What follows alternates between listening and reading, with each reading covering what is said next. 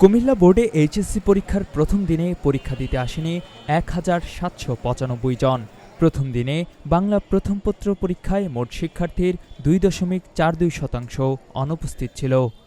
মাধ্যমিক ও উচ্চ মাধ্যমিক শিক্ষা বোর্ডের উপপরীক্ষা নিয়ন্ত্রক মোহাম্মদ সালাউদ্দিন বিষয়টি নিশ্চিত করেছেন।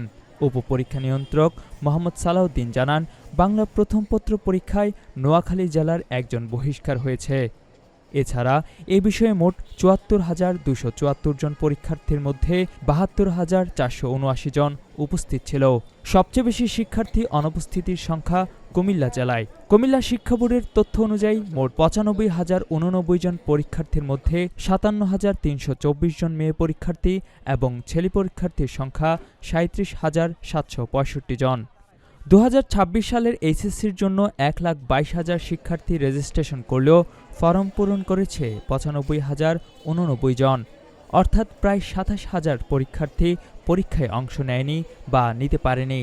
বৃহস্পতিবার সকাল ১০টা থেকে বাংলা প্রথম পত্র পরীক্ষা দিয়ে এইচএসসি পরীক্ষা শুরু হয়। কুমিল্লা ভিক্টোরিয়া সরকারি কলেজ কেন্দ্র পরিদর্শন করেন কুমিল্লা শিক্ষা বোর্ডের চেয়ারম্যান প্রফেসর আহসান পারভেজ, পরীক্ষা নিয়ন্ত্রক প্রফেসর ড. শফিকুল ইসলাম, উপপরীক্ষা নিয়ন্ত্রক মোহাম্মদ সালাউদ্দিন সহ বোর্ডের ঊর্ধ্বতন কর্মকর্তাগণ। কুমিল্লা শিক্ষা বোর্ডের চেয়ারম্যান প্রফেসর আহসান পারভেজ জানান, ২০২৬ সালের এইচএসসি পরীক্ষার জন্য সকল কেন্দ্রগুলোকে সম্পূর্ণভাবে প্রস্তুত করা হয়েছে। আমরা নকল ও অনিয়মমুক্ত পরীক্ষা উপহার দিতে বদ্ধপরিকর। কোথাও কোনো ব্যত্যয় দেখলে তারা সাথে সাথে ব্যবস্থা নেবেন বলেও জানান। সেখানে অত্যন্ত চমৎকার শিক্ষার্থীরা তাদের মেধার পরিচয় দিচ্ছে, পরীক্ষা দিচ্ছে। এই জন্য আমরা অত্যন্ত আনন্দিত। আপনারা জেনে আনন্দিত হবেন, আমাদের ভিজিলেন্স টিম সারা কুমিল্লা বোর্ডের যতগুলি জেলা আছে, ৬টি জেলা আছে, ৬টি জেলার বিভিন্ন স্থানে ওনারা পর্যবেক্ষণে গিয়েছেন। জেলা পরিষদ থেকেও ডিসি মহোদয়েরও টিম আছেন, সেখানে দায়িত্বে আছেন।